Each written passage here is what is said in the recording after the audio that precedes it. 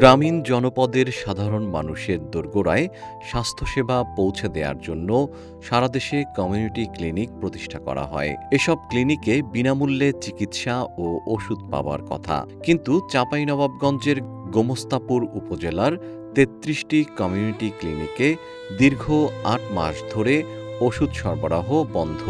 গ্রামীণ স্বাস্থ্য সেবার এই কেন্দ্রগুলোতে নিয়মিত পর্যাপ্ত ওষুধ না আসায় হতাশা প্রকাশ করেন রোগীরা।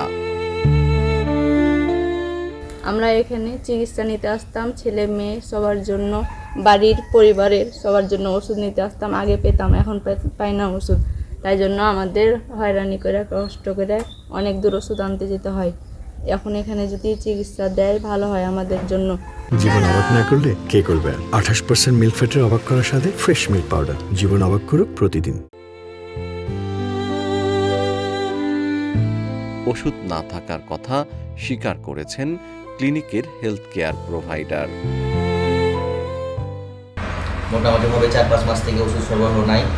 আগে রেগুলারলি আপনার গড়ে 70-80 জন করে রুগী দেখতাম আমরা। গর্ভবতী রুগী, শিশু রুগী এবং সাধারণ রুগী মিলিয়ে 70-80 জন রুগী দেখতাম গড়ে প্রতিদিন। মাসে 700-800 বা 1000 রুগী হতো। কিন্তু এখন ওষুধ সরবরাহ না থাকার কারণে মাত্র 5 জন, 7 জন, 8 জন, 10 জন রুগী আছে, কিছু রুগী আছে ঘুরে যায়, ওষুধ পায় না, সেই জন্য তারা বাধ্য হেলথ কমপ্লেক্সে যায়।